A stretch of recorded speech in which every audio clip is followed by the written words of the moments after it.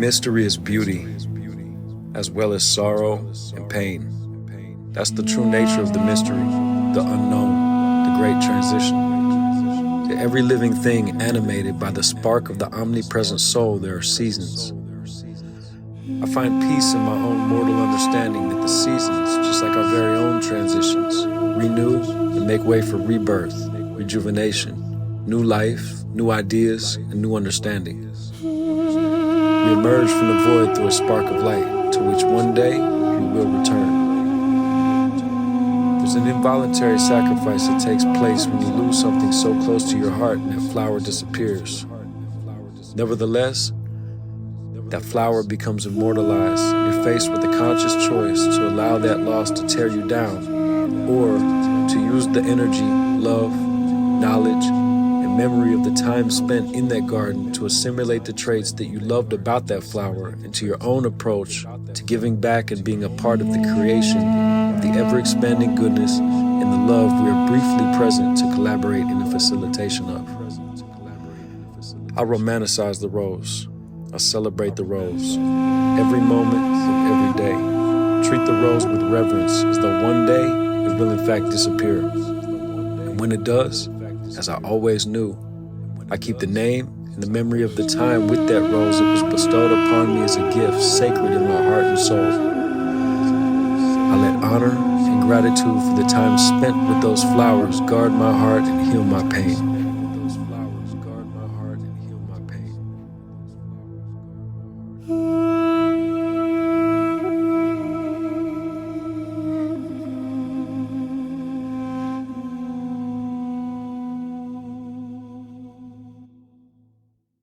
Grateful, man, to be your friend. Man, likewise, brother. Man, I appreciate you having me on here. I think this is a really interesting, deep concept, something that's not frequently talked about and not an easy conversation, but exactly. But it can be, I think, when it's approached with, care, but not tiptoe care, because I feel like when people tiptoe around shit, it creates also a weird energy. So it's like gentle, but also light and playful, and I'll get into that right away. So regarding your mom, rest in peace for now, sending her love. In the brief communication I had with your mom, I think I told you that, but when we put out the first season, she reached out to me. And before she transitioned, she sent me this message. If you don't mind, I'd like to just quickly share it. I'd love to hear it, yeah, for sure. She said, "I'm loving your stuff. You have such a wonderful vibe and a great way of pulling out what really matters." So it was brief, but it meant a lot, and for your mom to say that about creativity and vulnerable conversations that we shared through this platform. My question is, what do you think your mother means when she says what really matters? I mean, I would assume that, the creativity, the depth of the conversation, the things deeper than worldly things, the more spiritual side, the side that we can't see. My mom was very, very tapped into that. She was a very spiritual person, cared mostly about the people that no one really noticed. She was a photographer. She photographed, abandoned, dilapidated buildings. And, people that no one really noticed. That was the world that she liked to pay attention to, along with the spiritual side. So I think that would be what I would lean towards. I would love to see some of her work someday. Absolutely. She would hand color black and white photos she would take of like abandoned buildings and, Wow. Is that what sparked some of your passion for photography? Absolutely. It's interesting because it took a while for me to take that on. It was more out of necessity and then turned into a passion that I felt was natural because I used to run around with her, trespassing and climbing on abandoned buildings and to get the shot or whatever. But at the time, I didn't aspire to do that myself. But you mean necessity with the artist management and the creative stuff you're doing, needing to have imagery? Exactly. Yeah. I had a photographer I managed at one time, and then when that stopped, I had to figure out how I could continue to get these get these shots. Exactly. How many hats can we wear at once on one head? That's the question for Edward and Zach today. I think I got right. 13 on right now, but we'll see. I'm telling you. Yeah. Word. So I guess following that vein, and I would imagine it's similar because that's why we're here, but maybe there's something that wants to come through. What really matters to you today, these days, and how do you stay connected to its pulse and protect its existence? So what really matters to me is channeling the highest vibration that I personally can channel. You know, being the most positive version of myself, even when it's difficult to achieve that. Figuring out how to give back to those who are, you know, maybe in a similar situation I was, but need some guidance like I received. You know, just continue the cycle, but on a positive note, you know what I mean? To make sure that the world is better than before we pass through, you know? I love it. Sometimes that's easier said than done. You know what I mean? It's a commitment. It's something you have to focus on. It's something you have to be diligent about and give no passes. You know what I mean? Like every moment of every day, every decision matters. It's just like a butterfly effect. And there's always something watching. You know, I believe in the ether. You know, whether no one sees you or everyone sees you, it's all the same. Yeah, I love that. I had an idea for a project. You know me, I got a lot, and I want to do something called Even an Ant is a Celebrity to God. Yeah, and it's like a mini mural of an ant, maybe like stop motion, who's going on this tiny thing doing like a little graffiti thing. And he's like super proud, or she. No, that sounds super dope. With same vibe. I love it, man. Thank you. Right. So let's see. I would say. Let me ask you, please.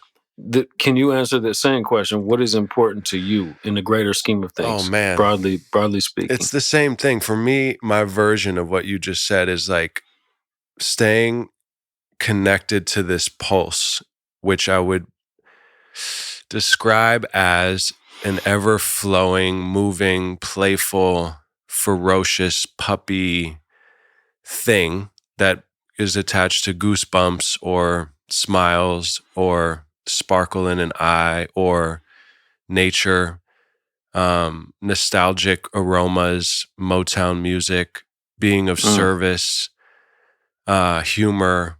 For me, playing basketball in this little hoop in our new house, like inside, like I could do that for hours, cooking every night, taking my son to school, talking to you, making not even mistakes because I don't see it like that, but just like going for it and then, you know, letting go. And I think that's like lessons, right? Like I believe it was Thomas Edison said something about someone had asked him how he finally came up with an invention. And the answer was, I figured out 10,000 ways not to. Exactly.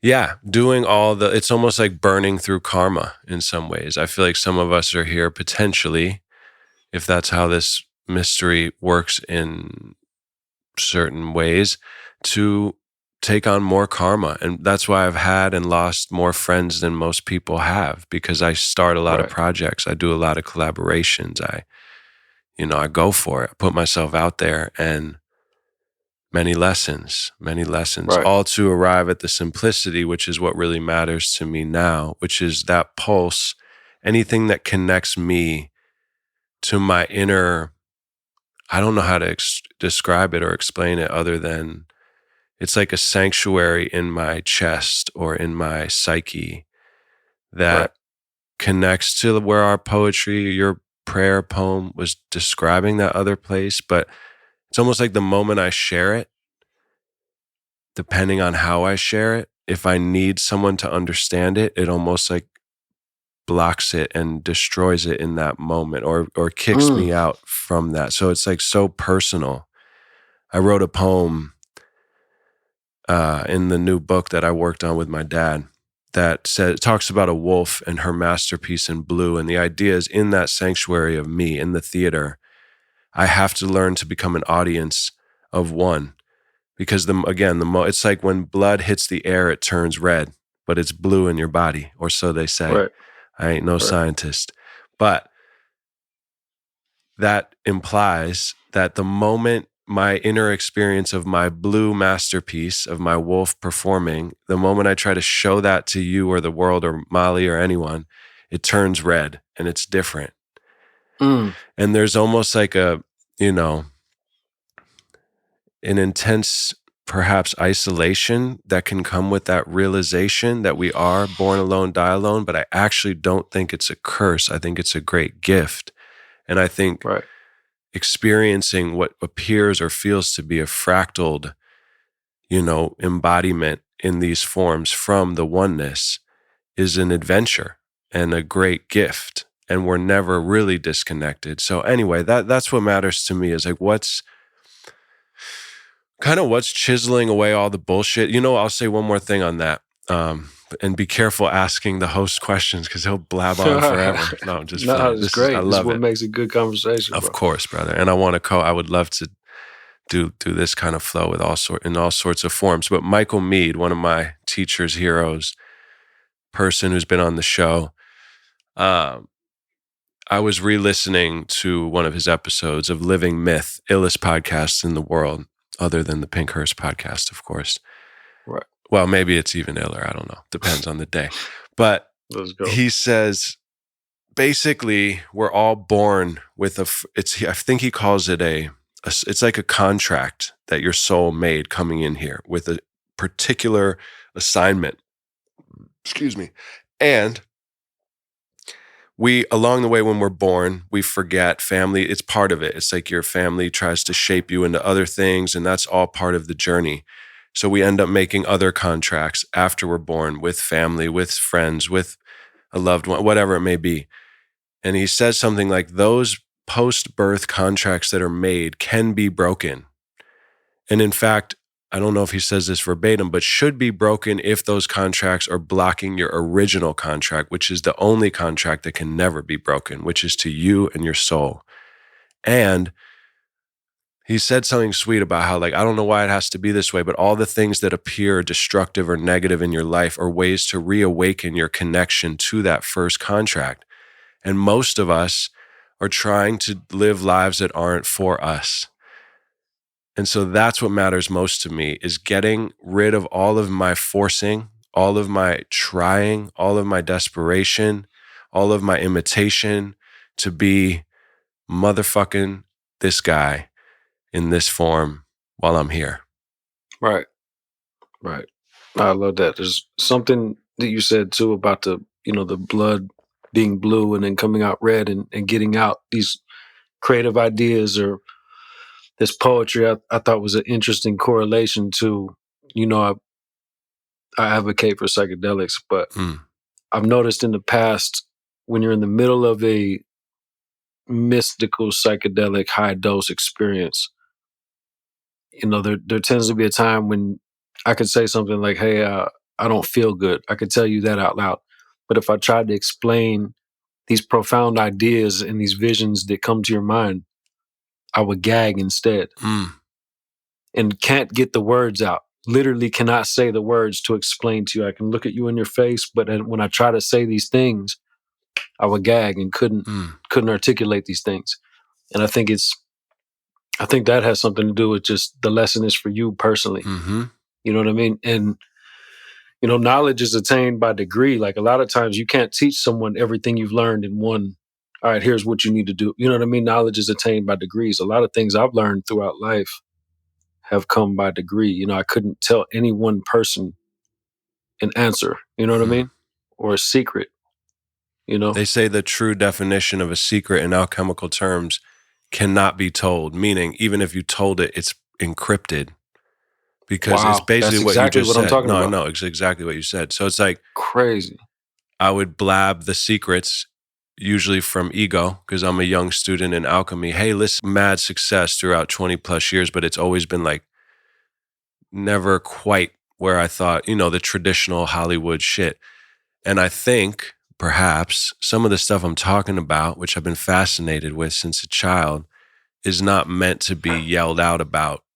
And not only, it's not like it's like a secret because what we just said, like, oh, don't tell the people because they'll fuck it up or use it for bad. It's like, no, these secrets are for you and for those who they're for. And it's just a sign of immaturity if you're yelling, needing that. And I pictured your situation on a high dose and the intensity and claustrophobia it comes up in me thinking about the amount of knowledge that you're forced to hold, and maybe you're physically overwhelmed. That's intense, man. That's like a real cocoon right there. And I think it has to do with the maturity of psyche, of being able to hold. And, anyway, we could go off, but there's a theory that we are one big egg, a fetus egg, really, this whole world being prepared to become a god.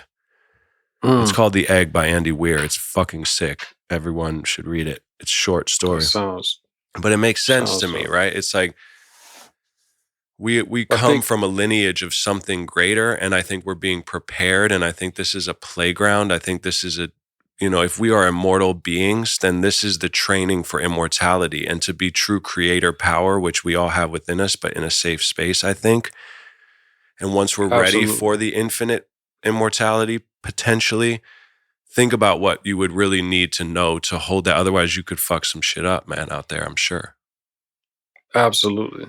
And I feel like, to touch on what you spoke on a second ago, that sometimes it's not even that you're keeping it to yourself because people don't need to know it. It's because you could also cheapen their path and strip them of their lesson if you try to put your understanding in your own words. 100%. You know what I mean?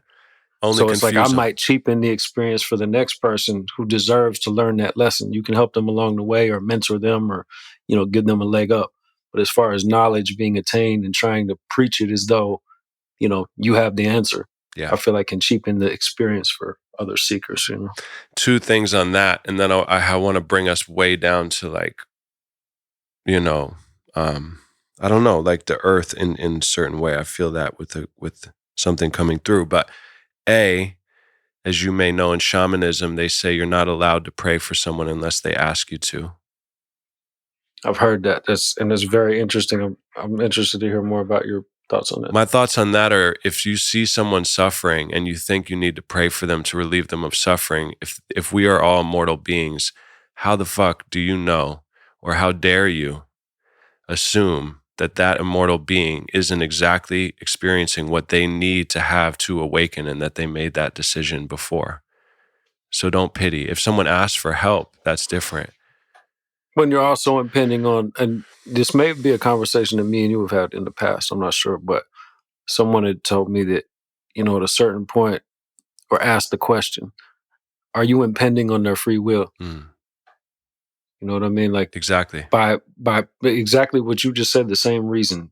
They might need that lesson to go through that lesson on their path. Exactly. It's the same thing you said. That's the funny thing with words these days. Like, it all, basically, we could just sit here and hum and probably be more profound. I was joking with Lauren because we were working on something, and we were looking for a character to help us do something with recording stuff. And I was just, teasing myself around the stress that comes up around always trying to, make sure all the moving parts of these projects, blah, blah, blah. And I said, fuck it, you know what? We'll film it with no camera, and we'll release it, and we'll be like, yo, use your imagination. It's the new VR. And we'll put out the podcast. We won't even record it. Anyway, being stupid. But there's a truth to that, man. We can talk till we're blue in the face. But, the other point that I was going to say before I go elsewhere here on this Hearst ride was Alan Watts, I believe, said, trying to help another person is the equivalent of a monkey taking a fish out of water to rescue it from drowning. Wow. So the Hearst, what I like how you said is we take the Hearst down. This, you know what I mean? Yeah. Like, what is the scuba diving? It's an underwater Hearst today. So I think that helps the conversation too, is knowing where the Hearst is at and visualizing. Me, I'm a visual person, so like I want to visualize where we're at in this Hearst. You know what I'm saying? I'm sitting shotgun. Yeah, you're sitting shotgun. I might even be in the trunk, like with a walkie-talkie, and there's some alien driving. I don't know. I don't know where I am in the car. Yeah. If I'm definitely blindfolded driving, though, for sure. I think death is with us. I think death is driving. How about that? Death is There driving. you go. Death is driving. We got a long ride. I'm the body in the trunk, and you're sitting shotgun talking to death. We just passed through a swarm of mermaids. We're near Atlantis, and suddenly a lot of shimmering bioluminescent light just kind of entered, and here we are suddenly. And now,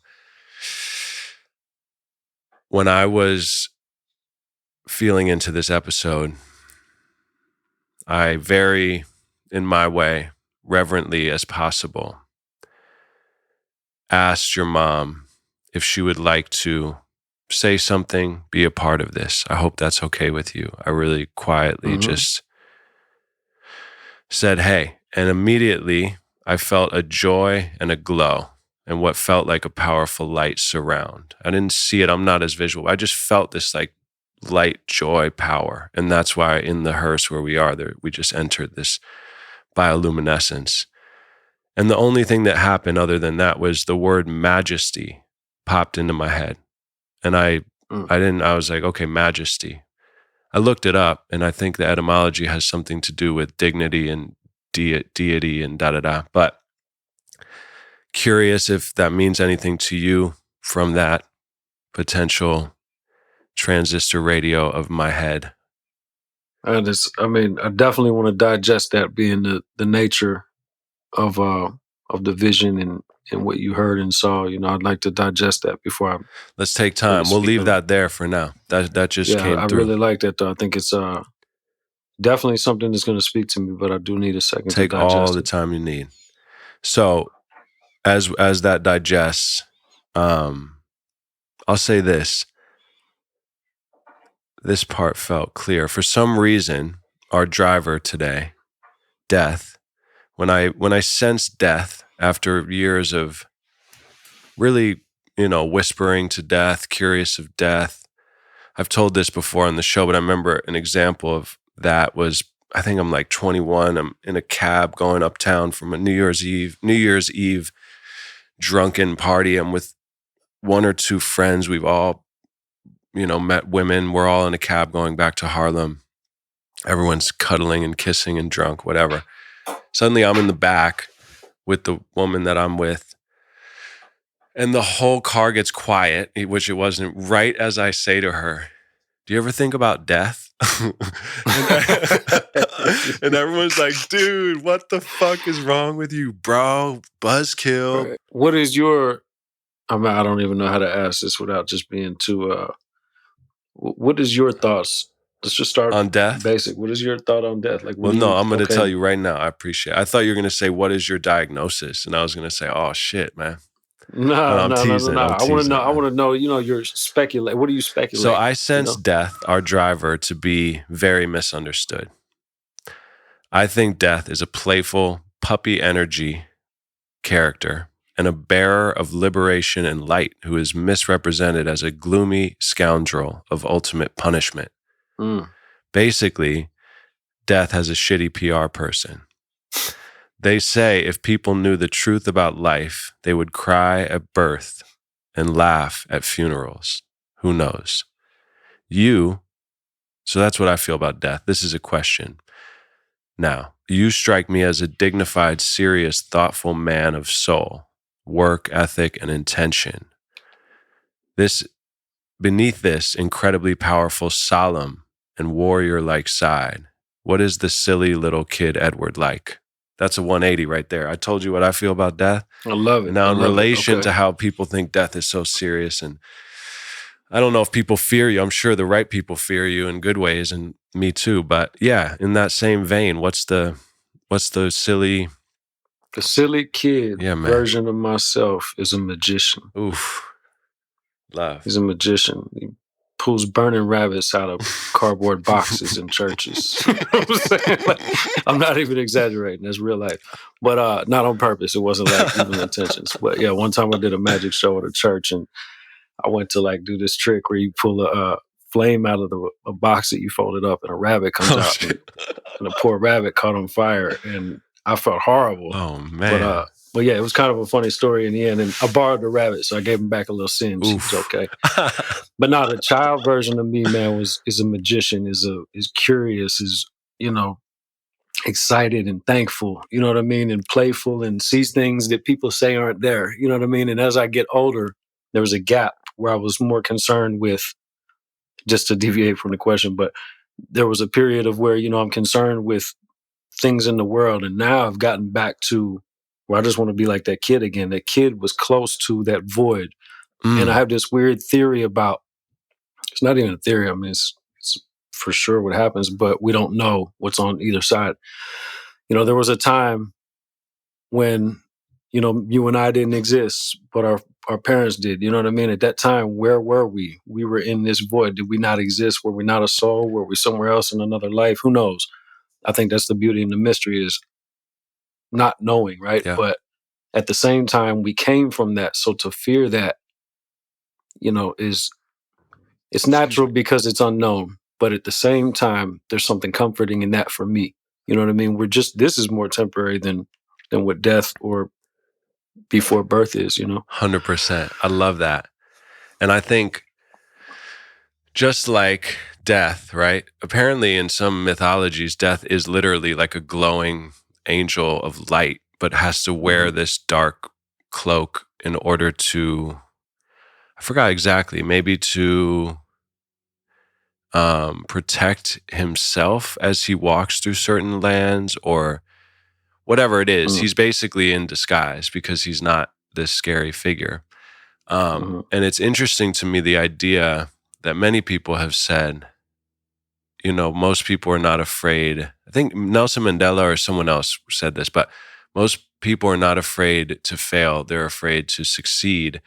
When you succeed and shine your light, you give others permission to do the same.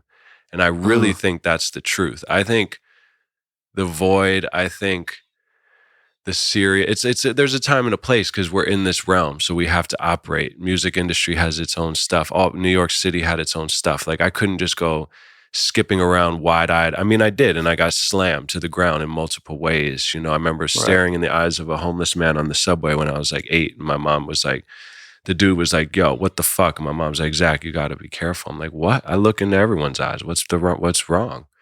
And that innocence, that natural part, I guess, in this realm does have to go through an initiation of, getting real, I guess. I don't know what. Understanding, psychically reading the room. Yeah. And like armoring up, not to even protect yourself. The whole putting on your death cloak, I guess, in some ways. But then I feel like it gets potentially mummified, and then you actually kill your child if you're not careful. So now I'm betting, being the man I am, having gone through enough, I almost feel like I'm getting permission again to be the kid, and I want to see what happens. I feel like it's this multiple parts. There's warriors that come in, there's the father, there's the mother inside of our psyches that have to assemble around this child or whatever, however it works. But the weird PR person that we all have that's scrambling around to keep up some plastic surgical presentation of intelligence and looks and status and, fuck it, bro. Like really fuck it. And for me, when I'm around people who don't give a fuck, like not don't give a fuck like they're drunk and mad and they'll fight people. I mean, they don't give a fuck about what you think about them. Make me feel free. Right. And I want that more. I want to be able to embrace imperfection. I want to have people say, dude, you said that way wrong. That's not smart. And be like, you're right.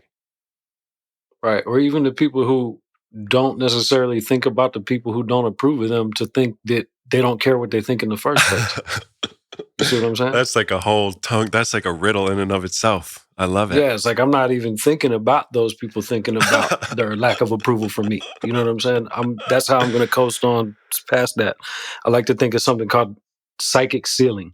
I may have talked to you about this before. It's pretty basic, but I used to chain a dog I had to the back door with like a lead, like not chain, but a lead, because we had no fence in the backyard, had to keep him from tearing up the house. Yeah. So anyway, he could reach all through the living room and everything, but the refrigerator was right next to him, and he had the power with his nose, his physical ability. Everything he wanted in life, essentially, was right there, right next to him. right? But his brain wasn't capable of understanding that it was right there, first of all. And second of all, that he had the physical ability to get it in 2 seconds. Wow. So I like to think of there's a refrigerator in my world that I'm chained up right next to, and I have the ability to do. I just don't have the understanding. Damn. So the psychic ceiling to me is like the barrier, the glass that I'm unaware exists. That's where I know it all, right? That's the point of me knowing it all. But I have to learn how to get the understanding to break through that psychic ceiling to get to a point where I can begin to learn knowledge that I don't even know I don't yet understand. Damn. This should And be a that's something premium episode. People got to pay for this shit, man. But that's something I'm trying to get to myself, is continue to break through psychic ceilings, right? And figure out, all right, what is it I don't know that I need to know right now to become the best version of myself and make this world better than before I came through. I love it, Right? man. And for me, that version of that starts with laughing at myself. And as I continue to bump into the ceiling, and not laughing, but just like not getting so mad all the time, not getting so... Man, finding joy. I hear Yeah. you loud and clear. Like you gotta remember sometimes it's not so serious and find that inner child. Like something, I'll tell you a quick story about a friend of Wolf's who I had the pleasure of meeting and hanging out with on a couple of occasions, named Pooh Bear, who's written some enormous hit records. Yeah, I know about him. Yeah, a ton of them. Anyway, and his thing was always happy birthday. Like when you meet him, it's happy birthday and happy. He's saying it all day to everybody, and he's not even thinking about what they think of him or if they think he's crazy or he don't even. It's not even something he's concerned with. But he does a happy birthday thing all the time, and for the longest time, I was like, man, it's eclectic. Like I love it. I always liked watching Pooh Bear do it. And then, he tattoos it on himself. He's like serious about happy birthday. And then one day we were on the tour bus, man, on his last tour, and Wolf was telling the story. And I was stoned.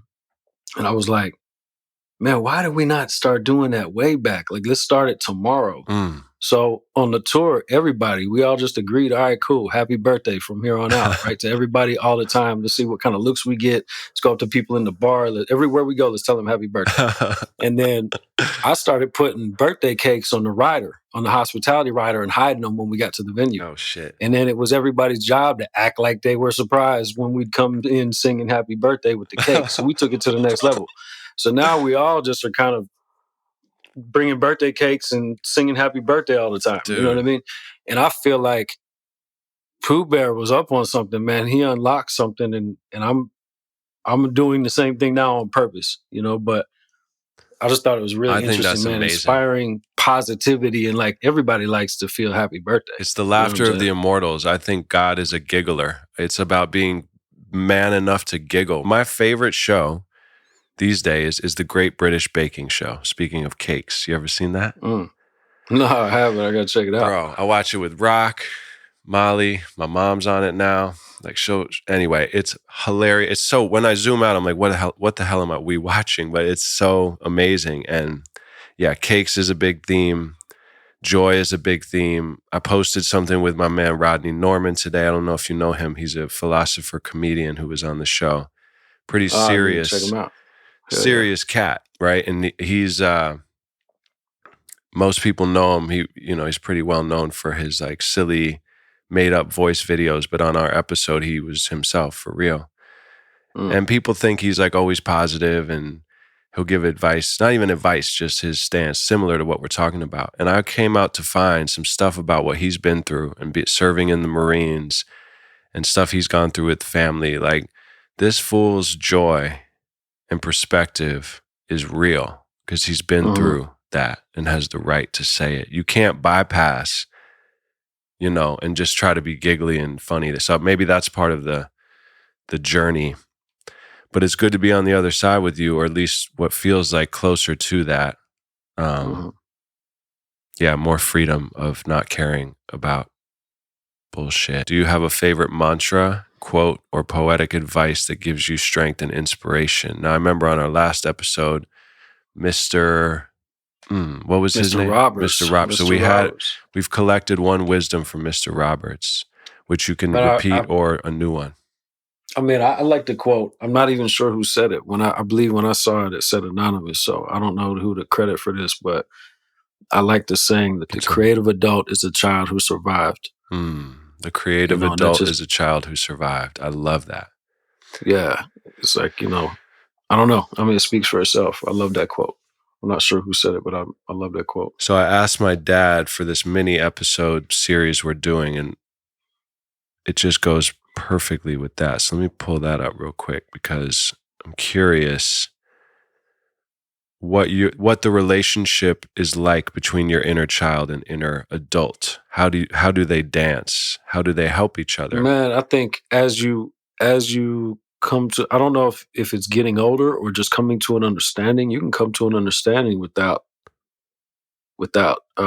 years passing, you know what I mean? Yeah. But just coming to an understanding to find that balance. And as you mentioned earlier, it doesn't matter what anybody thinks. I mean, of course, you got to play by the rules of society and stuff like that. But I mean, some things you can keep to yourself. You know what I mean? Like, look for the invisible, look for the things that you're not supposed to hear. You know what I mean? Like, maybe there is things that you can't necessarily sense, that are real. I mean, not trying to get too weird, but I mean, as a kid, I would have imaginary friends. You know what I mean? Like, maybe we were on to something. Big time. Maybe we're crazy. Who knows? But at the end of the day, I just leave imagination wide open. I think you're my imaginary friend and vice versa. That's right. That's right. Hell yeah. No, with it, riding in this hearse. This episode is part of season 2, which is titled A Void. This is actually the final episode in that season. In this season, we explore how everything comes from the void, and that usually the things we avoid in ourselves hold great gifts.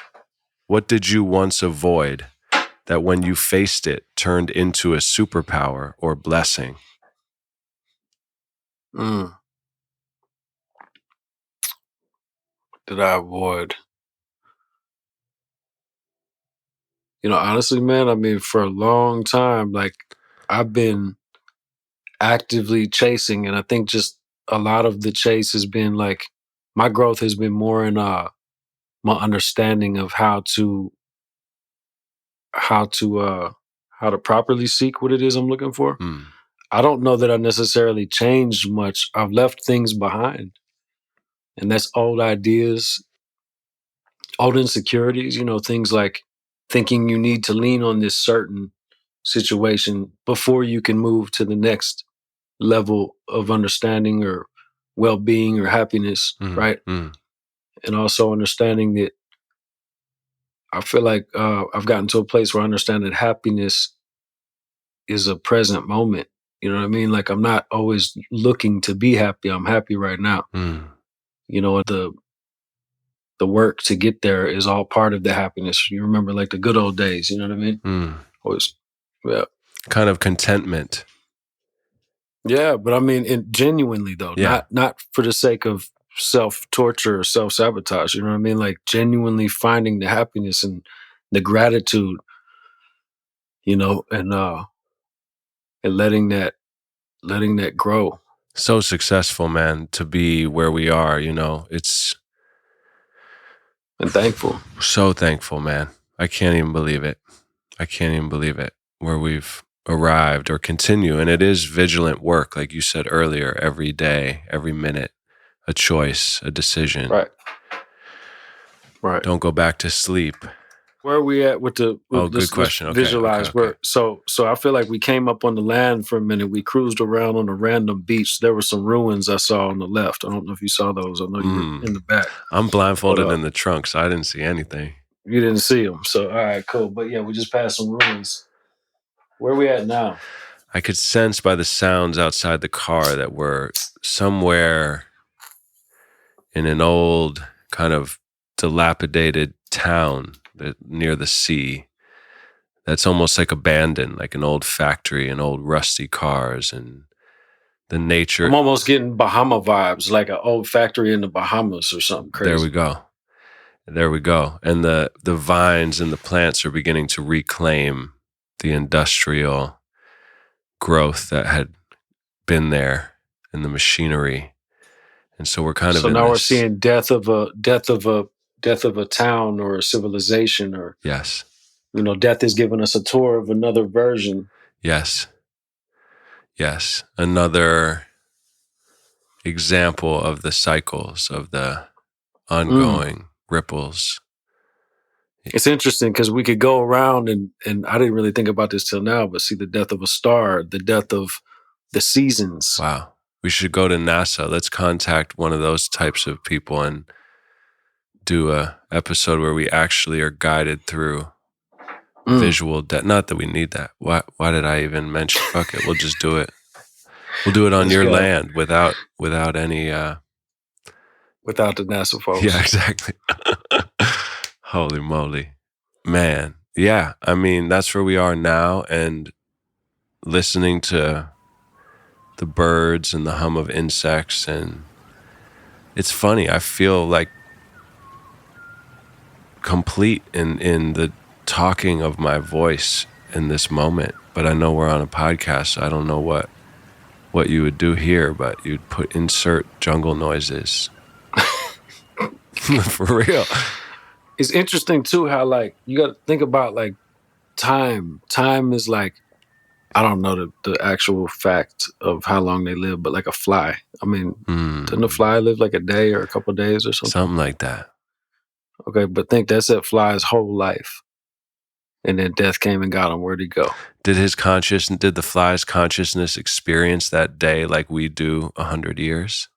That's what I'm thinking. I'm thinking he does. And I'm thinking there's other things that, who knows what it is, that live much longer than us. You know what Turtles. I mean? Turtles, yeah. Sea I mean, tortoise. it's like, it's just an interesting thing to think about the greater scheme of like the time frame of the age of the earth. You know what I mean? I mean, then you start talking about ancient civilizations and shit like that. I'm getting out there. I think you just jumped out of the car and you got your microscope. You're just like looking for fossils. I jumped out the hearse and I got the, what do they call it, the magnifying glass. Exactly. I'm over looking at some hieroglyphics talking about this ancient civilization. The hearse is kind of like the Magic School Bus with Miss Frizzle, if you remember that one, that kid's show back in the day. Hell yeah. Yeah, man. I mean, all roads, I think, point back to mystery, like you said. And I've been reading a little bit lately about like soul travel and, leaving the body before death on purpose. I guess you could also refer to it as like astral travel or something like that. But this particular book has gotten pretty in depth and it's really interesting. And it's like preparing for death in the sense of like, I don't know, you're more familiar with the act of the soul leaving the body by the time it actually has to leave for good. Sure. I like to think of the idea of, we live in this body, we learn these lessons. As you mentioned, different people's lessons are different things. And then we graduate to, I mean, who knows, if we're reincarnated back into this physical realm or whatever. But I believe some entities or spirits can graduate to a point where they no longer have a use for a physical body. Definitely. It's not even useful. It's primitive. It's a hindrance. Yeah, like what are you doing with that? Like, I wonder about that too, because I think it's yes, and then maybe it's a needed vessel to almost. It's almost like if you could do everything all at once, you might get nothing done. Like the idea that boundaries create freedom. Have you ever heard that? Mm-hmm. Yeah, that's what I wonder. If the confines of a body for an immortal being who could do anything and is outside of time provides another quote I heard from a man named Don Ha. He said, "Life is a deadline to love." It creates a pressure of time, of the illusion of time, perhaps, but a real time in the finite form that we inhabit. That, kickstarts that awareness of preciousness and savoring. So I think and then I think it's like, we're out of here and we don't need to. And then, a lot of yogic traditions, I believe, Kundalini, all this kind of stuff, is a preparation for what you're describing of leaving the body. Right. And they say, like, if you don't train, then your soul can just like go willy-nilly all over the place. And you need to learn to navigate it. Right. Which is cool. I have faith though. I feel like I got my own navigational system that's protecting me and guiding me on this journey, but I'm open to all that. And, Yeah, Like some kind of compass, like within yourself, like your own. it's like a gravity, man. I don't even know how to say it. It's like since a kid I could feel something. Like there's like a pull, there's like a protection, but I have to be careful. It's ferocious. That's why I would always get in trouble in school when my friends would get away with it. It's like the story of my life. You know, I have a very thin margin for, it's not even air. It's like margin for getting out of my soul's path. If I do that, my soul is like, yo, and that's a blessing, but it's intense. But yeah, that I think isn't strong enough to carry me where I need to go. You know about the hollow bone, like hollow bone in indigenous culture. We are here to be hollow bones. Your work is to get everything out of the way so you will be the best channel, like you said. That's the hollow bone. That's what the true elder strives to be, if they're lucky, is a hollow bone for spirit. I like that. And him and I, this guy Josh from the Emerald podcast, another top tier one, he was saying that basically a lot of people in his experience who have true connection to the dazzling splendor and power and awe of the universe are the simplest people who do not overcomplicate their lives with intricate jargon about spiritual matters or even really talk about it or wear all this crazy shit. Now, you and I feel are a bit different because he said something about, he's like, look at me, I'm a so-and-so white man and I'm wearing nothing on me. I'm over here head tattooed. When I'm in the mood, I'll wear 7 necklaces. You know, I am more of a showman and I enjoy that. But I also will wear anyway, point being, I feel like you and I are those who do use that jargon and do, you know, celebrate the ceremonial, artistic presentation of like traditional mysticism in our own way. But I do think it's a nice point and a slippery slope that cats who, anyway, it's almost like I think it's back to, in my opinion, it's back to like, who's keeping score? You know what I mean? Like, who's keeping score and do I care? You know what I mean? Did I come to practice or did I come to play a game that I wasn't aware was going on? You know what I mean? I just kind of navigate how I feel inspired. You know what I mean? Easy. That's it, man. It's a game, you know, and with the game, there's respect. And with the game, there's more, you know, the shaky-handed surgeon idea, like a shaky-handed surgeon creates a festering wound or something like that. It's like, be precise, be tough when you need to be tough. What I'm working on is not allowing, like insulating my self-worth and that pulse, that connection to like a bliss that I've found in therapy sessions, alone, cooking, all the ways I described, that if I'm not careful can be instantly corrupted by anything I come in contact with, if I allow it to. So, excuse me, I'm trying to have like such a close relationship check-in to myself at every moment that my wife, you could say something in this moment that could rattle me if I let it, right? Anyone, my mom, my son, the car alarms. And I'm trying to insulate that self-worth because in the past, I've allowed it to, you know, if I get really mad at my son or Molly or something doesn't go well with my creative work or my expectations of what might happen, I can turn on myself and start to doubt myself and feel like a piece of shit. And that's the betrayal that I'm working on, that I don't want to do anymore because I love myself and I know I'm fucking dope, man. And I know that I'm me and that I'm on my path. In my mind, the hearse just pulled up to a place where they sell monuments for when you die. You know what I mean? You know what I mean? Like with the columns and the pillars and the obelisk. We just pulled up. You know what I mean? And we're going inside because I told Death I want to take a minute. Like, I'm not sure. We've talked about all this preparation for leaving the body. I might want to prepare for going in the ground. So let's stop and get like a monument. Let's buy and see if we can set up an apartment with some Wi-Fi. What? You know, and you know, put a bookshelf in there. You know what I mean? Damn. And just kind of kind of move into the cemetery. Damn. You know what I mean? Like a Not get too temporary morbid. residence. Yeah, or a temple residence. You know what I'm saying? Like it's the temple until they close the door forever. God, you know what I mean? Damn.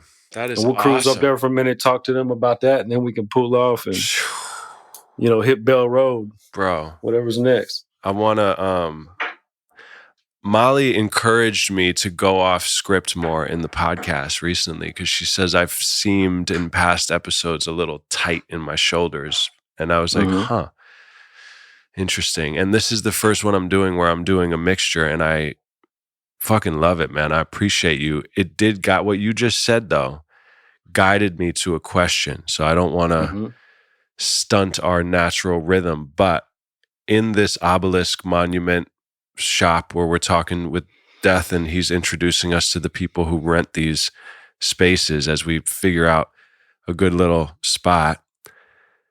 If you keep in mind, real quick, my bad, keep in mind, nobody else has moved in like an apartment yet. That's, we just went, we're like, hey man, I'm this is how I want to approach this. You know what I mean? Crazy. So we're the first to move in. Go ahead. Sorry. Crazy. Yeah, exactly.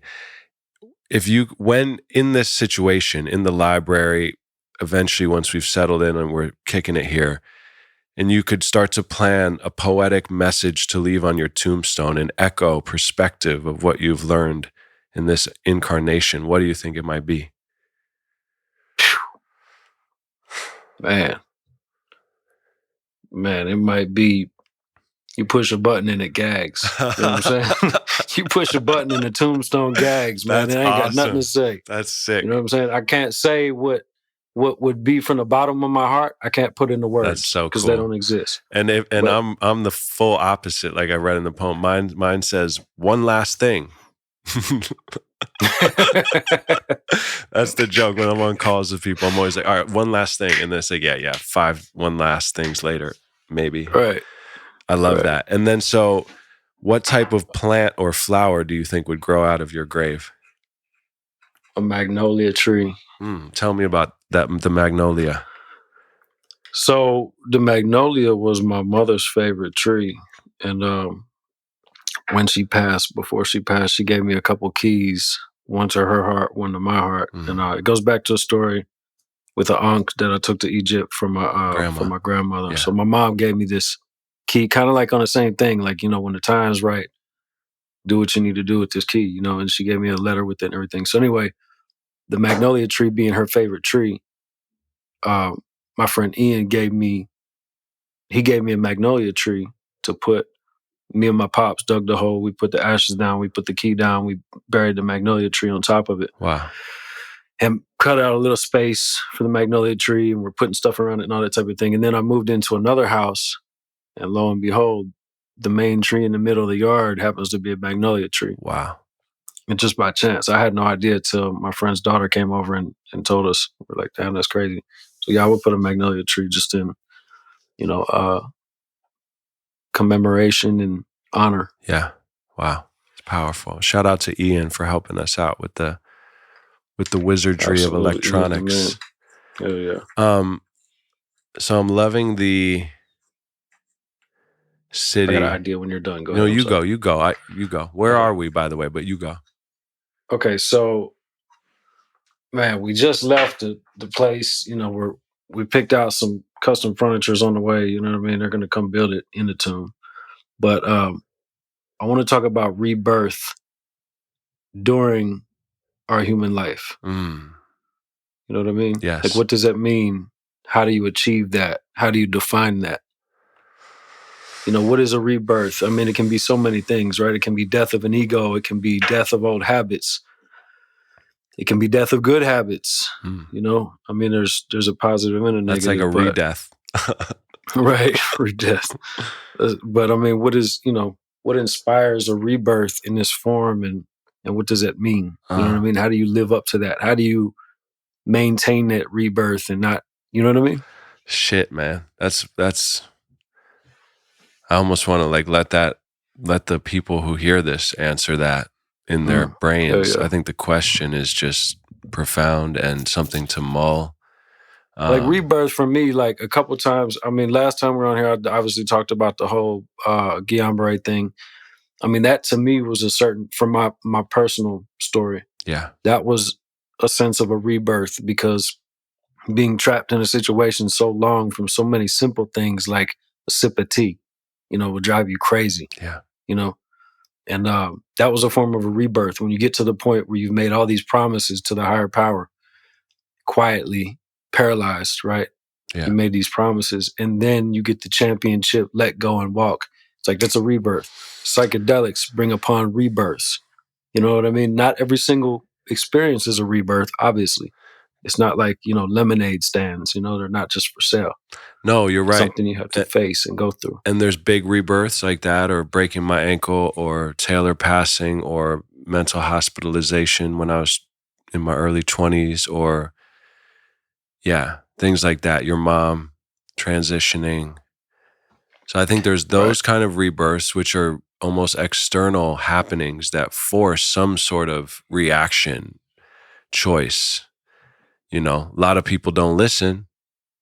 You try to ignore it. I think then death will maybe take you out for this ride if you prove to not be game to listen. Right. But yeah, I think then though, if you start to kind of catch wind of the universal jazz giggle flow ripple effect of everything, then maybe you can have a lot of little rebirths all the time. Absolutely. That's kind of what I'm trying to do now, because I feel like when something really big happens, it's not a punishment. Our parents are going to pass, our loved ones pass, things will happen. It's the nature of this reality. But yeah, I'm looking forward to not needing those bigger things to happen just to communicate something that I'm too deaf to hear that's all around me now. Right. And that's where I go back to the psychic ceiling. Mm-hmm. You know what I mean? Mm-hmm. Like trying to figure out exactly what you said, but reverse engineered, right? How to figure out those things that I don't know so I can get ahead without experiencing things I have to sacrifice that I love to understand. It's heavy, man. I know, that quote, I know more than you because I know nothing. Mm-hmm. To me, that's the hollow bone. I think that's where it begins. I think it begins with an acceptance of, I think of how the word wisdom, you could spell it like dumb, and that's kind of funny. And I like that, wisdom, like the wisdom of dumb, of the fool. The fool is the power. The fool, it ends and begins with the fool. Right. That, at least for me, that's what I am doing now, embodying now, in order to do what you just said, to reverse engineer, to play my role. I think of the emerald tablets. I think of Thoth, Mm-hmm. however people want to say his name. I'm wearing them on my neck right now. Yeah, I don't know. I feel like we are in an Adult Swim episode of the Pink Hearse podcast animation series, and that makes me happy. So me too, man. I know exactly what you're talking about. Yeah, I can see it's like, because the visualization, once you told me that the Pink Hearse was like, all right, we're here now. I was like, okay, cool. Now I see the Pink Hearse. Every move we make right now. That's fine. You know what I mean? I'm trying to figure out where we're at. You know me. So, I wanted to ask you, when we're in this new city, this town, this world, this realm, and moving in pre-death to kind of, it's amazing. I love this image and experience, and I'm feeling it. I'm wondering, I know myself to be a man of like an addiction. Well, I don't want to say addiction. A joyful magnetism and attraction to ideas. And I get seduced by ideas. I have ideas of, I have a lot of ideas, and I actually am able to execute more of them than I should probably be able to based off logic and physics, but I'm stubborn. Right. But I want, I have a mechanic here who is down to build the hearse for real with the recording studio, the psych couch in the back seat where you spin the passenger seat around. We pull up on people and interview them, make music, solar paneled roof. That's dope. I want to do I want to do a company called Resurrection Associates And basically we flip vehicles of all sorts to turn them into imagination, inspiration, creative vehicles. So you do like the Ice Dream truck, you know what I mean? Flip a fucking school bus.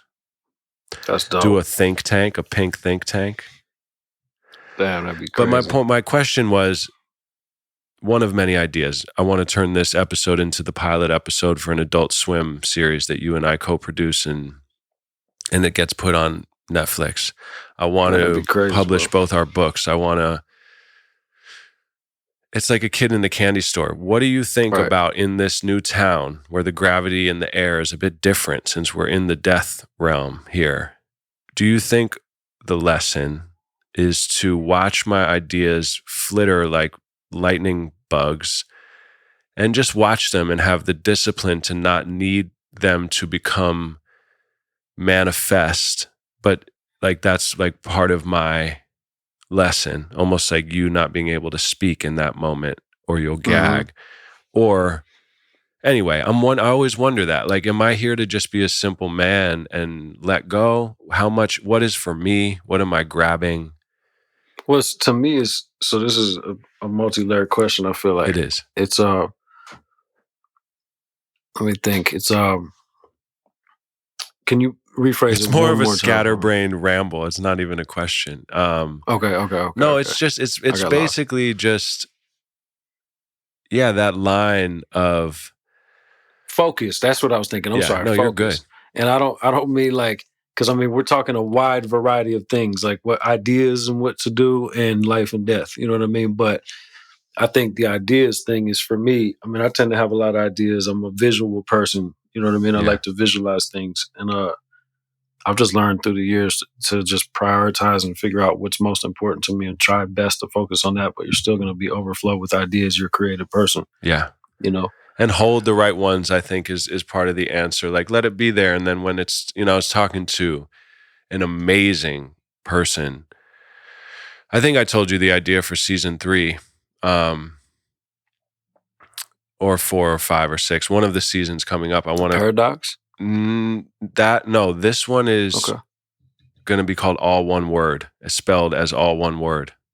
Oh, sick. And it's going to be contacting like Bruce Lee's family and Alan Watts' family, and you did. And it's going to be this posthumous time traveler where we get permission to use quotes from great people throughout time, woven in, etc. That's dope. But I was talking to one of these cats who represents a legend, and he said something about how projects. He's so cool, man. He's in his 60s, elder, 70s maybe, I don't know. But he said, it's funny about projects, like, I don't know if this will happen or not, but I'm definitely like so happy to meet you.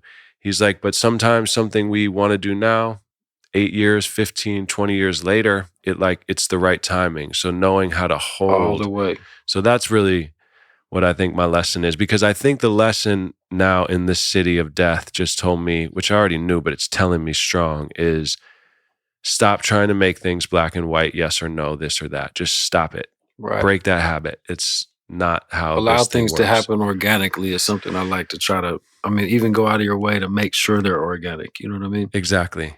And honestly, like I told you, there's been times, I'll say this on the podcast because this is like a phone call, basically. Because even the phone calls, all the aliens are listening. So what's the difference? But yeah, just telling you recently that I felt since we met, there was a part of me that projected. I've done this with every single person in my life, projected because of music, because of what you do in work.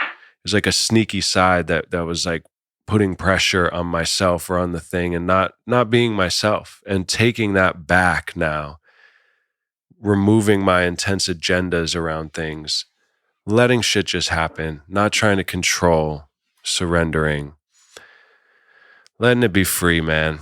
The right shit will come find us if we just keep chugging along in our little spots, which we're doing. Right.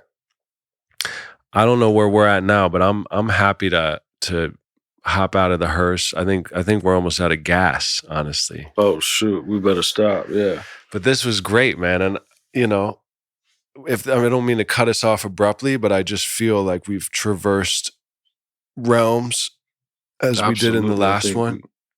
Yeah, it was a good conversation, bro. A lot of good joy, which is, I guess, perfect for the death episode. I like that there was more laughter than usual. That makes me happy. Right. No, that was fun, man. I appreciate you having me on. Anytime. And again, I don't mean to cut us off abruptly. If there's any final thoughts or words, I can hear the music starting to roll in, but anything you... I'm good, man. I think we had a good ride. All right, so it's on you to contact Adult Swim. I'm leaving that in your court. Recruited by the pain, I'm incentivized. Cause if I run away, I'll be dead inside. Playing ship captain with him. Same as playground, let's begin again. What's the point? Swimming in the void. Carrot dangle, tangled in my choice. Strangled by my voice. This was supposed to be an instrumental. Might delete later, then I kissed her. Commit, I miss you, it doesn't fit. I wish you the best. Now, you trick, what you want from me? This is haunted, territory. A scary story turned bliss. That's enough of this. One more time, for all the people, wherever you are, thank you, death. Thank you, death.